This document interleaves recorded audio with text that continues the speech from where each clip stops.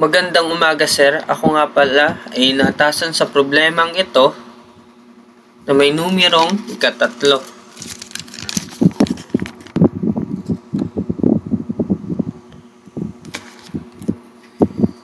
Kaya umpisa na natin. Ano nga ba ito? Module 1. Ito nagdideklara ng module na may pangalang Module 1. Ito ay isang tiyak na unit na naglalaman ng deklarasyon ng function, variable, subroutine at iba pang kodigo. Submain o subroutine ng main. Nagdideklara ng unang bahagi ng programa o dito nag-uumpisa ang programa. Upang maging posible ang problema na inatasan sa akin, ay gagawa tayo ng kodigo. Ukol dito. Ito, ang problema ay naglalaman ng bilang ng empleyado, pangalan ng empleyado, bilang ng araw ng pagliban,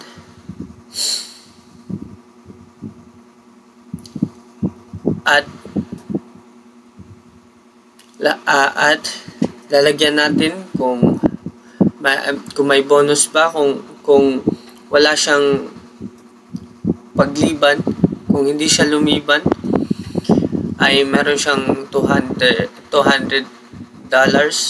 na bonus. Pero kung meron siyang liban ay wala siyang bonus. At lahat ng bonus na nabayaran. Kaya, umpisa natin sa console.writeLine upang maipakita ang tekstong ito.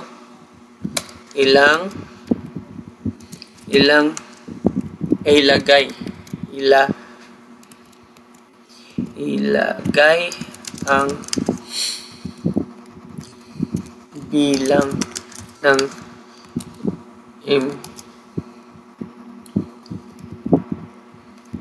empleyado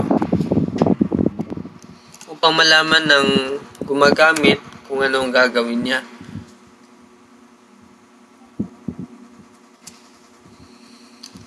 Anong ilalagay niya. Tapos gagawa tayo ng dito tayo magdideklara ng variable dim bilang hash integer.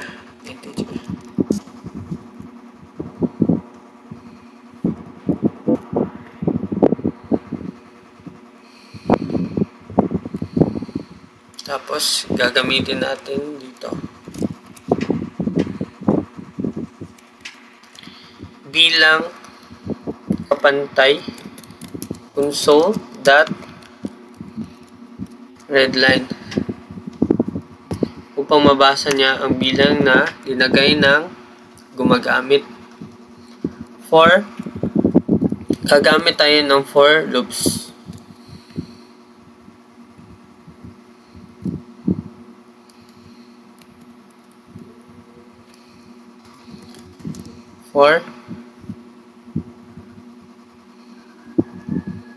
Magdideklara muna tayo ng variable I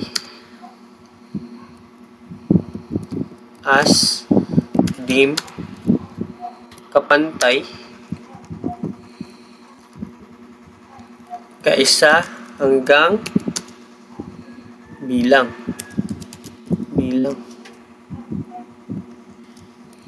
Ito ang kondisyon natin susundin. Ito ay nakabase sa bilang na ilalagay ng gumagamit. Halimbawa, linagay ng gumagamit linagay niya ay 3. Ibig sabihin, mag-uumpisa sa 1 hanggang 3.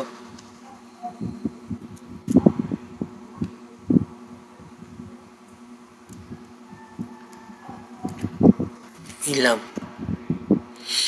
Tapos, so that right line.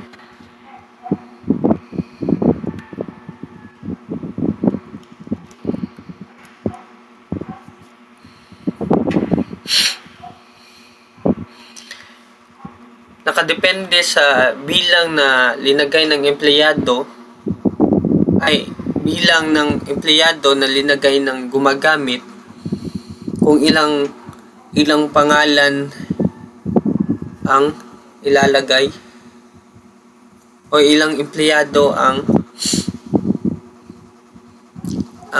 bibigyan ng bonus o hindi, o ilang empleyado ang kasama. Lalagyan natin pangalan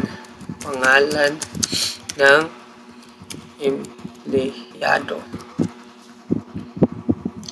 Lalagyan natin ng dito.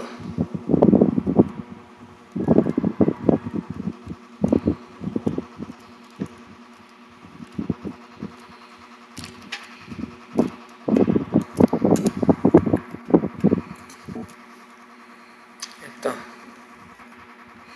Ibig sabihin nito na kada balik-balik ng proseso, unang proseso ay ito. Una. Kaya ang lalabas dito ay pangalan ng empleyado. Ilagay ang pangalan ng empleyado. Ilagay ang pangalan ng empleyado. Una.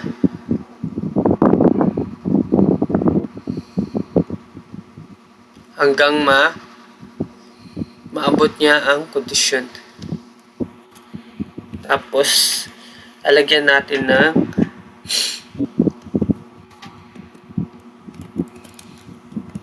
dideklarahan natin ng variable na pangalan.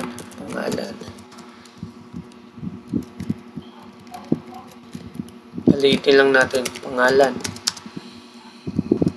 Hash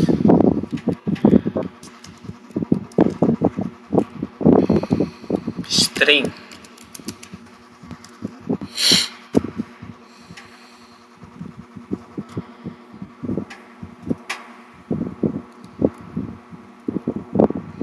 String ang ating dinagay na data type sapagkat ito ay gagamitan ng pangalan. Pangalan, kapantay, console dot redline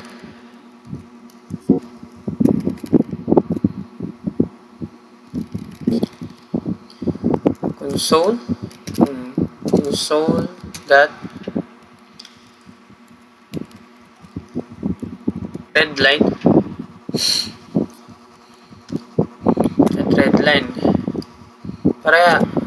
parehong proseso.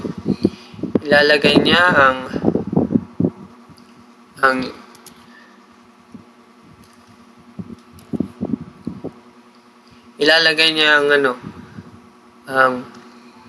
pangalan na linagay ng gumagamit dito sa pangalan ng variable.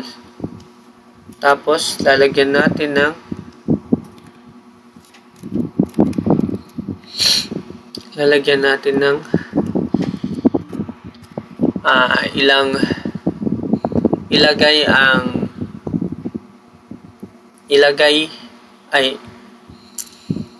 ilagay ang bilang ng pagliban.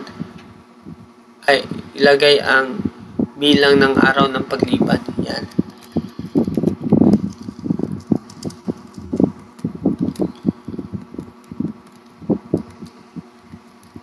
Console dot right line.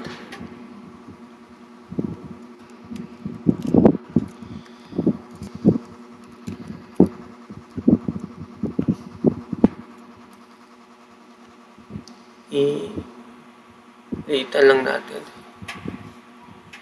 dito, lagay ang pangalan,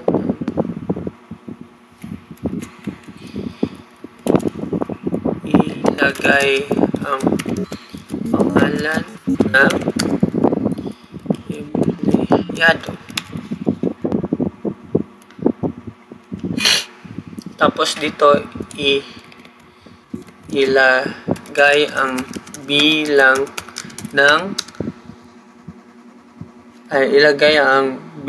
ng araw na ilagay ang bilang ng araw na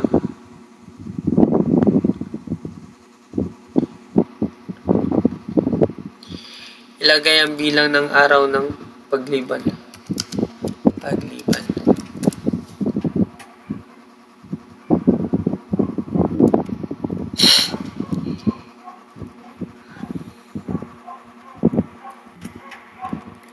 Tapos dideklarahan din natin. Ilagay na lang natin dito para madali. Ilagay natin ang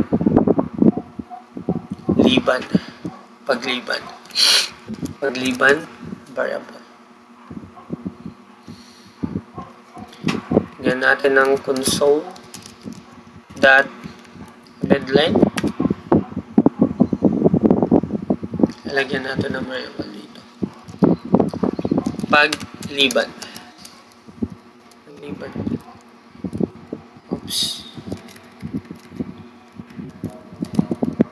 Pagliban. Kapantay.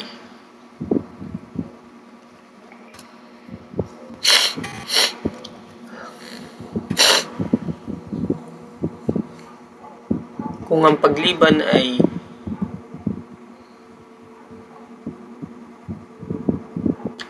kung walang pagliban, meron siyang $200 na bonus. Kaya gagawa tayo ng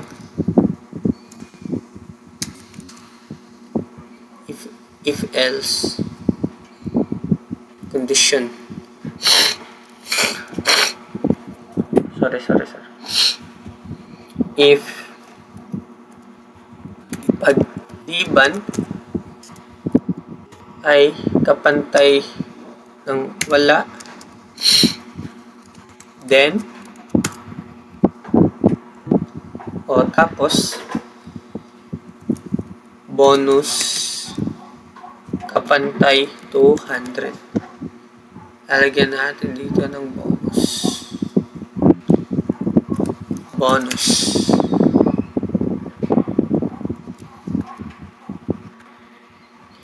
Else bonus kapantay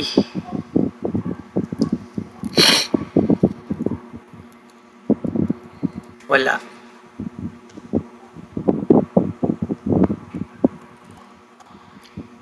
At ito na yan.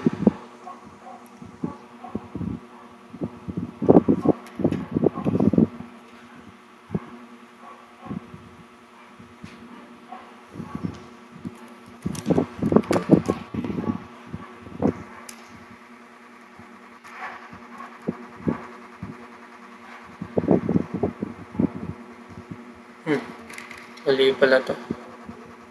Dim string.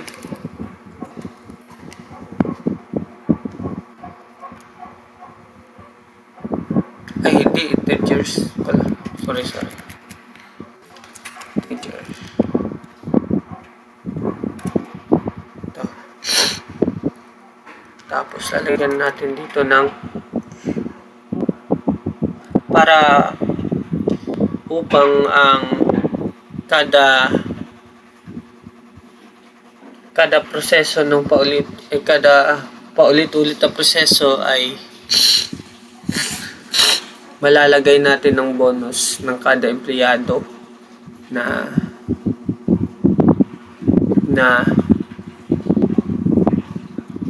may ilalagay, ay gagamit tayo ng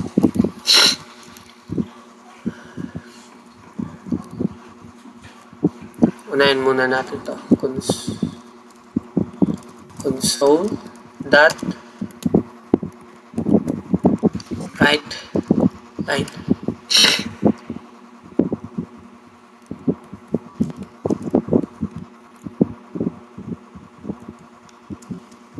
Lagyan muna natin ng bonus o wala.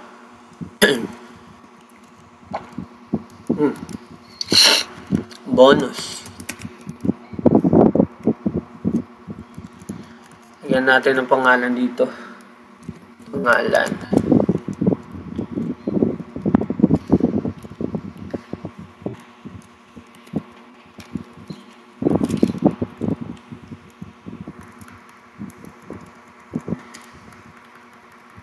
Tas dito.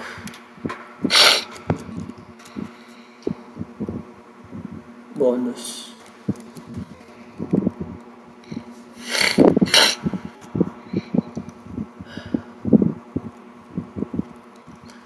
Tapos lalagyan natin ng console. Ay hindi, lalagyan natin ng variable na kukuha ng lahat ng binayaran na bonus. Kaya para madali, ilalagay natin dito lahat. Lahat.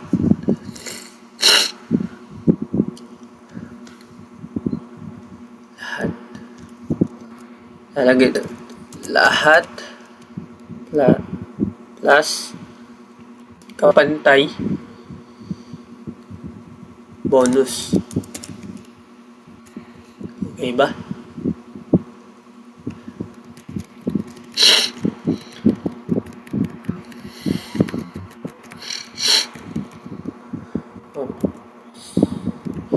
Tapos next, tapos kapag tapos na ang proseso ng pagkasunod-sunod o loop, ay pupunta na sa next upang masaikatuparan ang lahat ng bonus, upang malagay ang lahat na binayarang bonus ay dito natin ilalagay.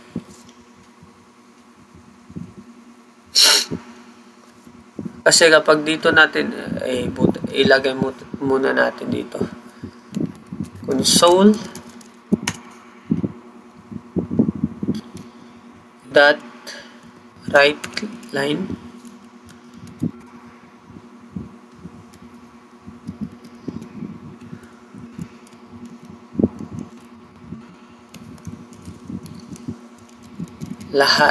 lahat ng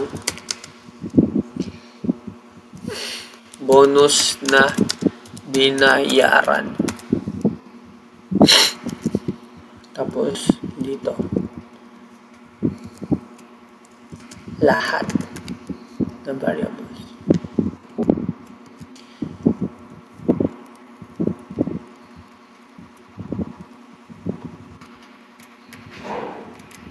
Lalagyan natin na red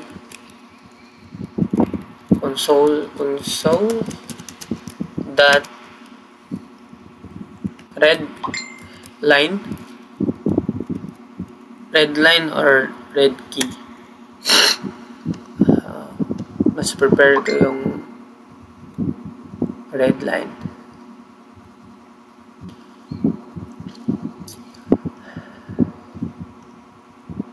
Ito na yan, subukan natin.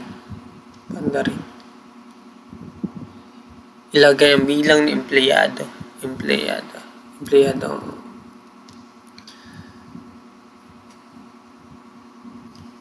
Mali yung ano natin. Empleyado. Ilagay ang bilang ni empleyado. Lagay natin 3. Ilagay. Susuriin muna natin yung mga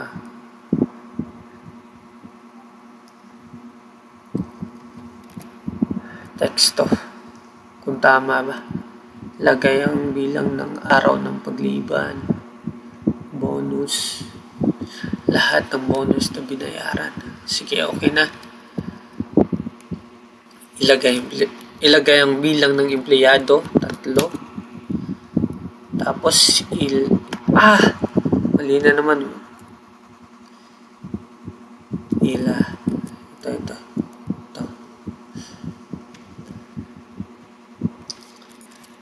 Lagay natin 3.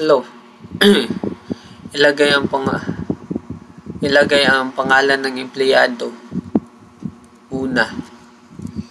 Lagay natin Byron.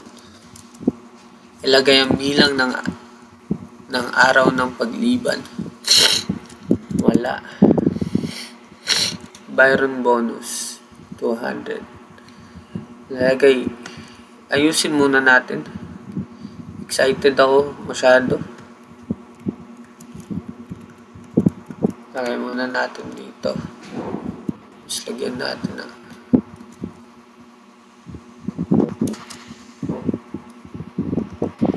yan. Pangalan.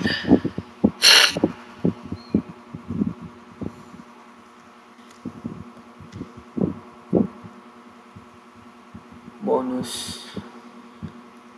Yan natin ang dito. $sign.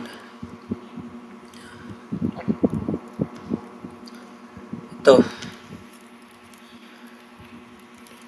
Lagyan natin 3. Ilagay ang pangalan ng empleyado. Byron. Ilagay ang bilang ng araw ng pagliban. Wala. Good boy kasi ako. Byron bonus. $200. Ilagay ang pangalan ng empleyadong ikalawa. Ace. Ilagay ang bilang ng araw ng pagliban. Siyam. Wala siya si Ace bonus $0. Ilagay ang pangalan ng empleyado. 3. Lagarbe. Pagliban wala. Kaya Lagarbe bonus $200. Lahat ng bonus na binayaran, 400. Diba ganyan? Bakit ko nga ba hindi linagay ito dito sa unahan? Sapagkat kada loop ng code ay masasama ito. Tingnan natin. 2. Byron. Lagay ang bilang ng pagliban. Di ba? Ilalagay niya agad ang total. Ilalagay niya agad ang lahat ng bonus na binayaran.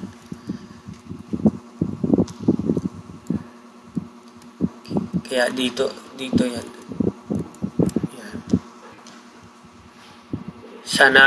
Sana meron kayong natutunan. Ulitin natin ang prosesong ito. Una, palakayin muna natin.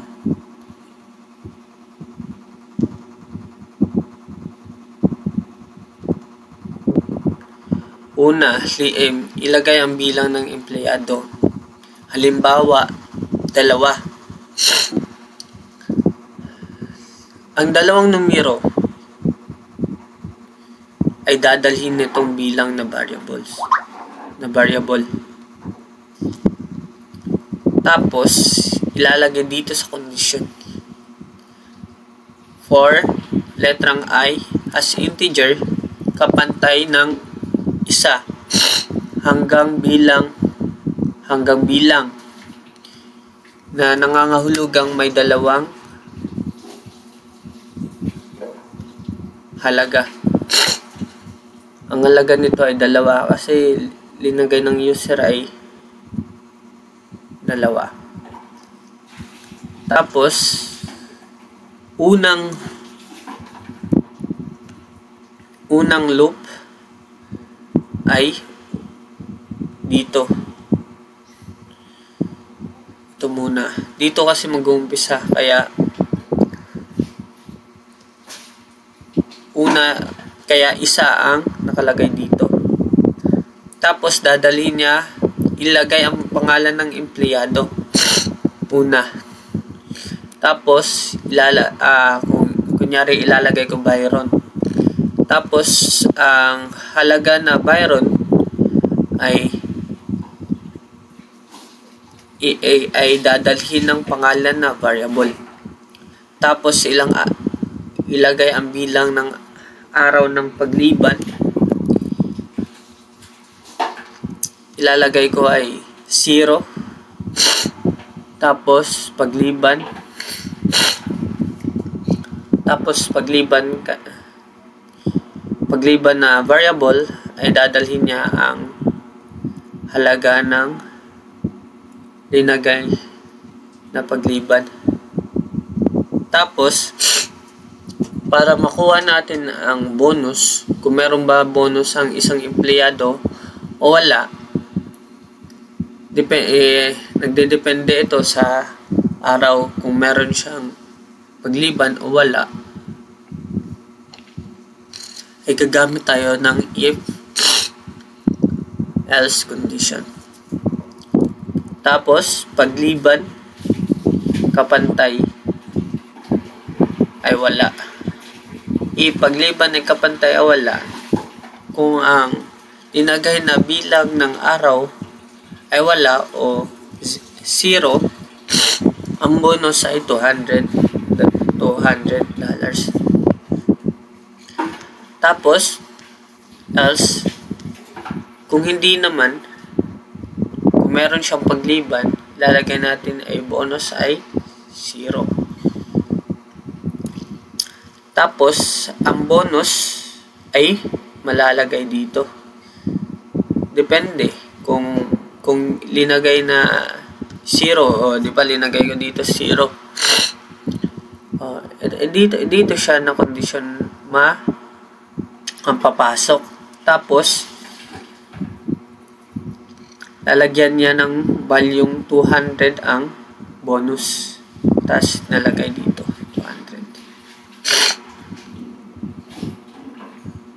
200. Tapos ang bonus na value o halaga, ang bonus na halaga ay malalagay dito sa lahat. Hindi pa naman tapos yung looping, nalagay na dito yung 200. Tapos pupunta na naman siya dito sa condition 1 hanggang 2, kasi yung bilang linagay natin 2. Tapos ilagay ang pangalan ng empleyado 2, kasi 2 ng loop. Tapos ilagay ang bilang ng araw ng pagliban, lalagay natin 0.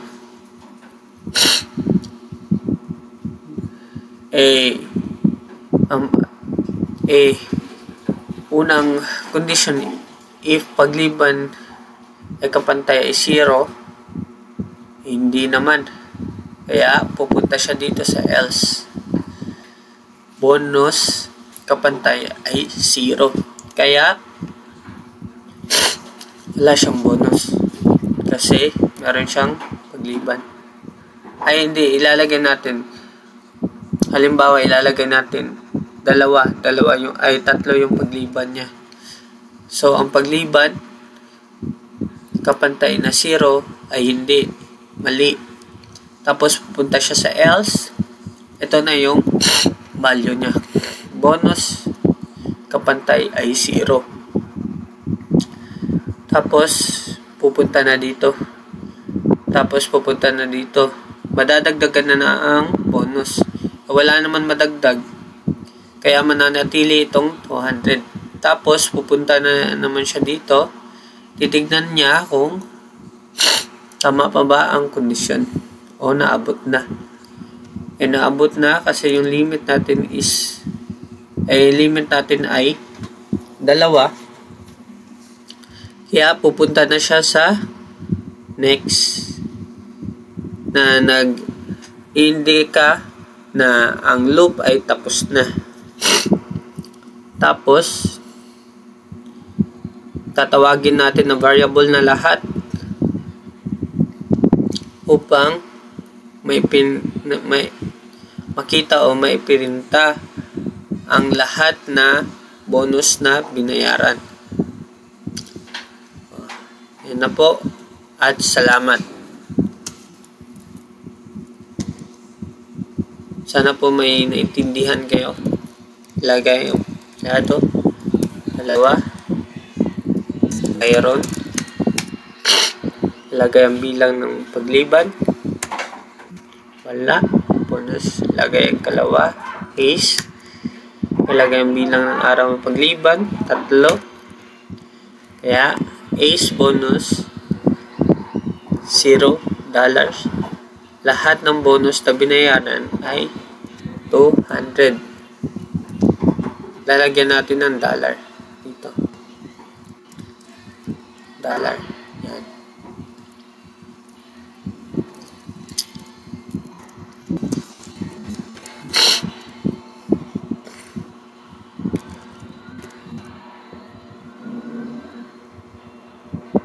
Yes.